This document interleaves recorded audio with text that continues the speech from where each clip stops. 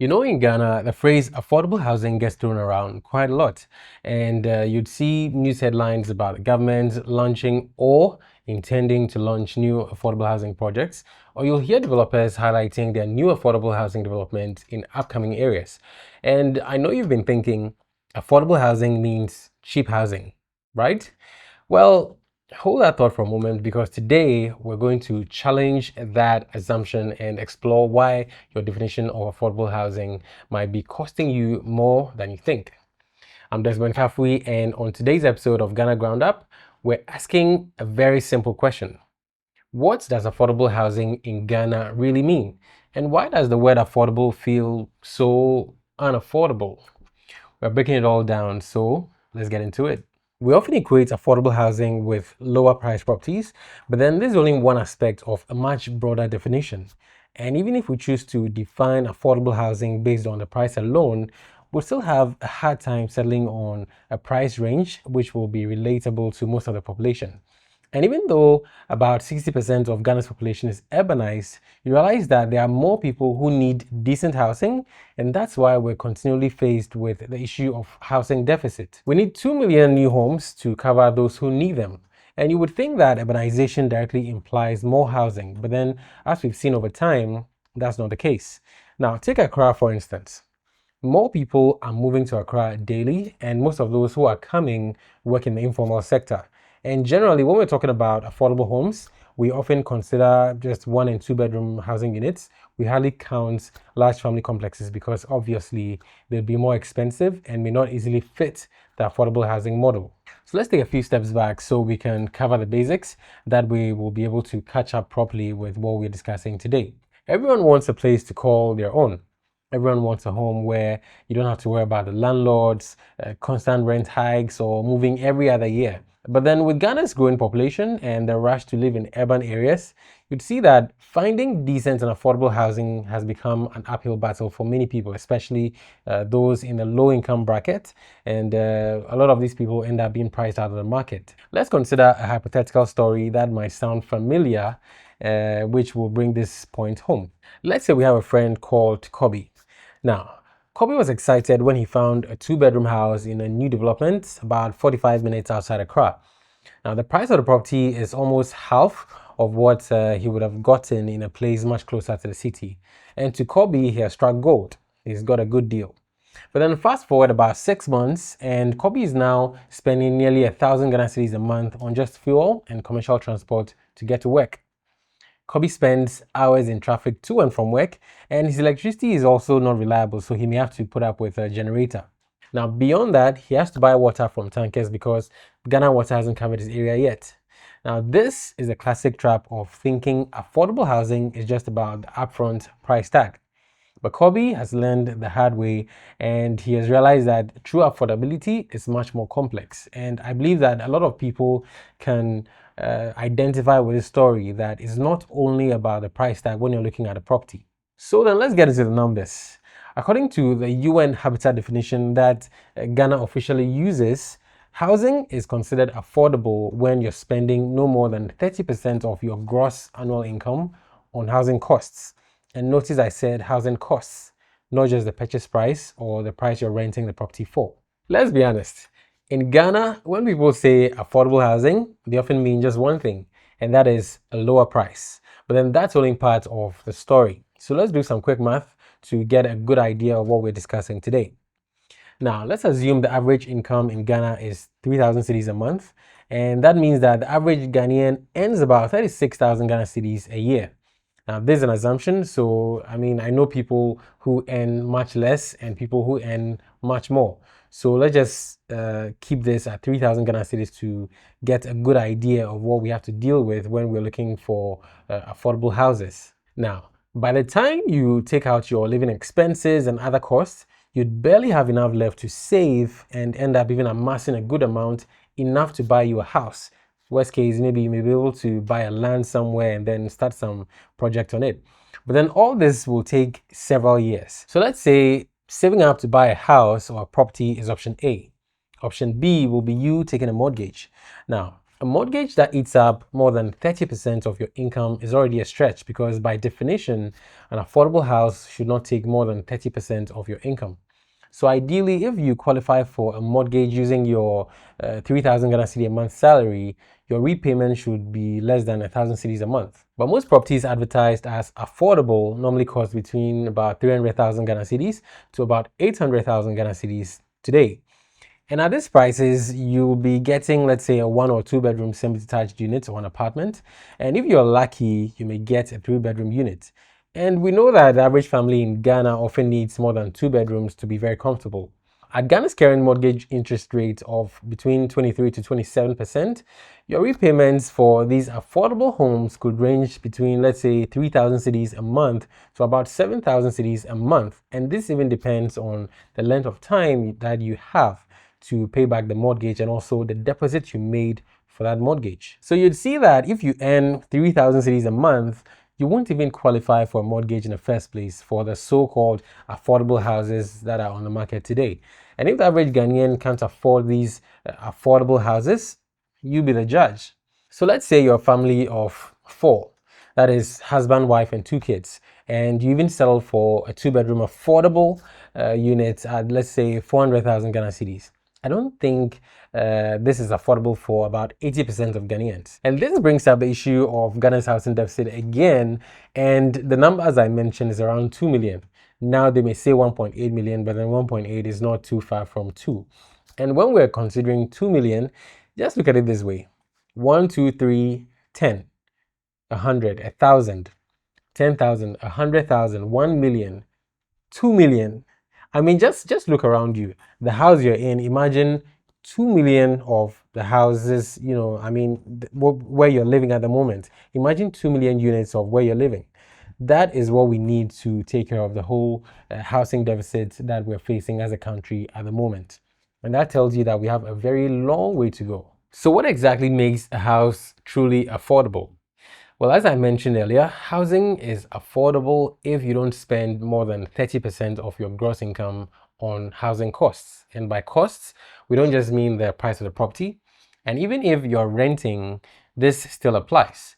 So if your rent costs more than 30% of your gross income, then you're probably living in a place which isn't affordable. So with this expenditure, which is taking a chunk of your money, you'd realize that other areas of your life may take a hit. Maybe your feeding, healthcare, or maybe your children's education may also take a hit. And that is not sustainable living. That's just financial stress, which is dressed up as home ownership. So beyond the price tag that you will end up paying for the property, there are other costs like electricity, your water, the maintenance of the property, and other costs that will come up over time. So you'd see that affordable housing will factor in all these different costs to properly qualify a property as truly affordable or not. So let's break down the true cost of housing into 3 key factors. Now, the first factor is the location and transportation. So you'd see that a cheap house that is over a 1 hour's drive outside the city may cost less upfront, but then you'll end up spending a significant portion of your income on transportation. And if you end up adding the numbers, you'll see that it's not sustainable in the long term. And then there's also the issue of your time. Now, if you're spending about 3 hours a day in traffic, that's about 15 hours a week in traffic and nearly 2 working days almost doing nothing, just stuck in traffic. Now, if you live in a place like, let's say, Pram or Kaswa, I mean, please let us know what you've been experiencing with traffic in the comments. Share your comments, share your thoughts, and let's get a good idea of what you have to deal with on a daily basis. And I know there are people who end up spending more than 3 hours a day in traffic. And if you're one of these people, maybe you live in places like Kaswa, Pram, or any other place that has this challenge, do well to share your thoughts in the comments just so that we can have a better idea and we can appreciate what you are going through. That way, it puts things into perspective and helps inform everybody about where to make their homes when that decision comes up. The second factor that we need to consider is infrastructure and your basic services. Now, if you buy a house with no water, the roads are bad, and then electricity is not reliable, it may look like a good deal in the beginning, especially when you buy that property in the hope that the place will soon develop. But then once you start paying for your own polytank, your water delivery services, a generator, and all the other structures that you need to put in place for you to be comfortable, you'll soon realize that living over there would not be, something that would be easy on your pocket. Suddenly, your affordable property can quickly turn into a very expensive one. Now, imagine spending about, let's say, 300 cedis a month on just getting water alone. You're not talking about other utilities. Tell me if this is affordable. Not quite, I guess. The third and final factor that we need to consider is quality and long-term maintenance of that property. Now, generally, we've come to accept in Ghana that a low upfront cost often means low quality. For instance, when you're buying something in the market and then the price is often lower than what you expect, you're normally inclined to feel that the quality of that product or the quality of whatever you're buying is low. When you hear higher prices, it gives you an idea that maybe the quality may be high. And generally for housing, if the pricing is low, well, I think you have every right to suspect that maybe something may not be adding up. You may end up having issues with maybe poor roofing, subpar wiring, maybe cheap finishes here and there. And it may seem like you're saving some money in the beginning, but then it will all cost you more in repairs in the times ahead. So think about this. Would you rather pay 10,000 cedis more upfront for your peace of mind, or would you rather end up buying something that is, in quote, affordable, and then you end up dealing with things like leakages, faulty plumbing, and all that? What would you rather settle for? Anyway, moving on, let's look at affordability on a broader spectrum, just to give us a good idea to appreciate what we're dealing with today. Now, affordability is multidimensional. True affordable housing is not just about the cost of buying the property, as we've already stated. It's also about the cost of living, the location, access to finance to pay for that property, and also the livability of that property, as in you having access to water, access to utilities, the amenities you need to be very comfortable. So then let's talk about 5 factors that make housing truly affordable. The first factor we need to consider is the price and the payment structure you have to deal with. Now, if that property is cheap, but then you're required to pay about half of the price upfront, well, I think that will be a problem and a headache for many people. So payment plans must match the income realities of the people who are buying these properties, and you need to factor in the things like the deposits, the interest on the payments, and anything that has to do with you making payments to own that property. The second factor we need to think about is location. Now, let's say you've got a decent location, but then it's outside a city, and you have to spend a considerable amount of money on transportation day in, day out. And beyond the amount you have to spend, you also have to spend some time in traffic, let's say 2 hours or even 3 hours day in, day out for your work week. That's 5 days out of your 7-day week. You'd quickly realize that when you add all the costs, that is with time, with your money, how much impact that has on your pocket, you soon realize that you selling for that property or that affordable property some distance away from the city center, it may not end up being kind to your pocket. You'd see that a 250,000 city house in the outskirts of Accra with no roads, no water, no amenities is not really affordable in practice, like in real life. The third factor we need to consider is access to financing. Now, not all banks in Ghana offer mortgages, and if you can't access a mortgage or a flexible payment plan, then even a house that is going for 100,000 Ghana cedis is out of reach for a lot of people.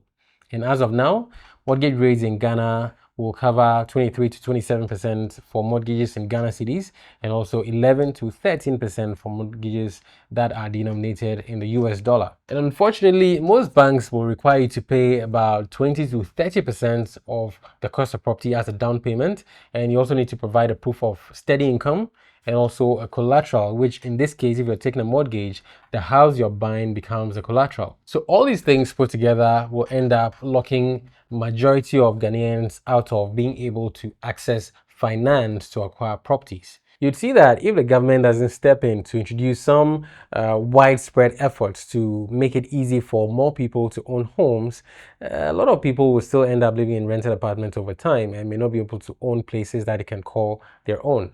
And you know, in Ghana, a lot of people pride themselves in owning homes, and this is something like a legacy that they leave behind for the generations that are coming. The fourth thing to factor in is the maintenance and utilities of that property. Now, it's one thing to buy a house, and it's another thing to afford the monthly running cost of that property. Is the house energy efficient? Is the roofing good? Is it leaking? Is the water connection very reliable? Now, you'd realize that hidden costs can turn a cheap home into a financial burden. So you need to understand and come to terms with the fact that beyond just buying the house, there's maintenance to take care of, there are utilities to take care of, and you need to factor all these things in so that you don't just shortchange yourself by focusing solely on the price tag of that property. Finally, we need to consider the livability of the property. Now, let's say a two-bed apartment with proper ventilation, natural light, decent finishing, and security will offer you more value than, let's say, a bigger house with poor layouts and issues with plumbing and issues with bad roads and all that. So you'd see that the design of the property matters, your comfort matters, and also your safety matters. These are things you should not compromise on, because in the end, you're going to have that property for a very long time. And for you to enjoy that property, all these things need to be checked. So if you're looking for a home, here are 5 questions you need to ask yourself. Number one, you need to ask yourself if you're spending more than 30% of your income on the total cost of housing. Secondly, you need to find out, or you need to ask yourself, how much will transportation and utilities add to your monthly expenses? You need to answer if you will be spending too much time commuting, either from and to work, or maybe to other parts of town that you normally frequent. The fourth question to ask yourself is this house built to last, or will you be repairing it every few months? Will there be things that are broken and all that? And this brings to bear the issue of the quality of materials that are used for that house. So you need to have all these questions answered. Finally, you need to answer the question about location. Does the location provide access to opportunities such as, let's say, jobs? Will your jobs be close by, or maybe schools for kids, or other services that you may need on a daily basis, or maybe very frequently? These are real-world affordability questions that you need answers to, and the moment you're able to answer all these questions, it gives you clarity on whether the property you're considering is a good deal or not a good deal, whether in the short term or in the long term. So then, who should affordable housing serve? Let's get one thing straight. Affordable housing should be for nurses, teachers, civil servants, market women, artisans, single parents, small business owners, and of course, low to middle income earners. And this encompasses all the list of people that I've mentioned so far. This is the market. This is the segment we need to consider when we are looking at affordable housing projects. According to the Ghana Real Estate Sector Report, about 60% of urban Ghanaians need government or institutional help to access decent housing. And the implications of this is that we need to design packages and policies that fit the income patterns of the list I just went through. And so we need to do this so that their realities will end up matching with the housing options and the offers available to them. So when developers end up saying they are building affordable housing projects, but then their target market is maybe the diaspora and high-income earners, we have to question that label of affordable housing on those projects. If we're serious about affordable housing in Ghana, I think we need more than just having press conferences and ceremonies to break ground for new projects. We need a strategy that actually works. Here is what a truly affordable housing strategy looks like, or maybe what it could look like. Now, number one, the government needs to bank land. We all know that the cost of land is one of the biggest barriers to affordable housing in Ghana, and the government can step in by acquiring and servicing large portions of land by adding roads, getting water there, getting drainage sorted out, and also electricity. And then the government can then provide these lands to developers at maybe zero cost or reduced cost. And you see that with the land taken care of, you'll end up shaving off about 25% of the total cost or the final cost of that affordable housing project. Secondly, I believe we need to use modular housing building techniques and also local materials, because look at it this way. Building in Ghana takes time because we build block by block. But then we can use prefabricated panels, we can use modular homes, or we can even use compressed earth blocks, which can reduce the time we spend building and can even lower the cost of construction by a good percentage point. And on top of that, we need to use local materials like maybe clay bricks. We have a lot of wood, so we can use that as well. And by so doing, we'll end up cutting down on the cost of imports and we'll end up supporting the local industries. Thirdly, we need to consider financing models that are smarter because we can't call housing affordable if no one can pay for it. So we need to rethink about how people pay for their houses. We need to consider things like rent-to-own schemes, which end up converting monthly rents into equity in that property. We may also consider micro mortgages for homes that are less than 200,000 cedis.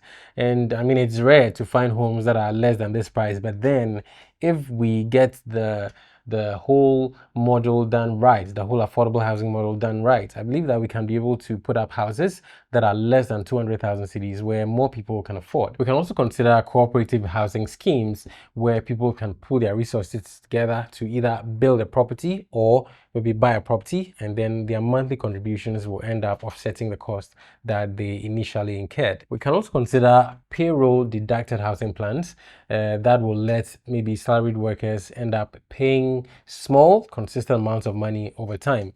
And you can look at this like maybe taking a loan. You can look at this like taking a loan where the repayments are deducted at source. So you can also get a house, but then the repayments are deducted at source. And this can be managed by the government or the employer. And this way, people can be pushed, whether willingly or unwillingly, to end up owning properties of their own. And I think this is a good initiative and we can explore it further. Another strategy would be to put infrastructure first. Now, don't build houses in areas where there's no water, no roads, no power, and then you call them affordable. The fact that you are building affordable housing doesn't mean that you should dump people in the bush or dump them somewhere and then leave them to figure things out for themselves. So the government must ensure infrastructure comes before or alongside these homes and not years after people have moved in, and you don't want to just frustrate people. And the thing is that if someone is going to buy a house in a place where there are no amenities or very little amenities, there's no incentive, there's no motivation to even make any deposit for that house in the first place. So you'd see that you may build all right, but then nobody will move there. Another strategy is a partnership between the public sector and also the private sector. I don't believe that any one player can solve the whole issue of affordable housing alone. But then if we have a case where the government, private developers, and also banks work together, I believe we can scale affordable housing projects. That means that we'll have tax incentives for developers who build below a certain price point. We'll have fast-track permits for affordable housing projects. We'll also have loan guarantees or subsidies for first-time home buyers, because the right support structure can bring down costs and also scale production, and in the end will limit or reduce the risk that the players in this sector will have to put up with. One final strategy could be to regulate the word affordable, because in reality, not everything that seems cheap is actually affordable. There should be clear standards or pricing brackets that define what counts as affordable housing. And this should be based on income levels, the location, and then the size of the property that is being developed. Because right now, developers are getting away with calling everything and anything affordable, even when it costs more than what the average Ghanaian can earn in maybe 5 years or even 10 years.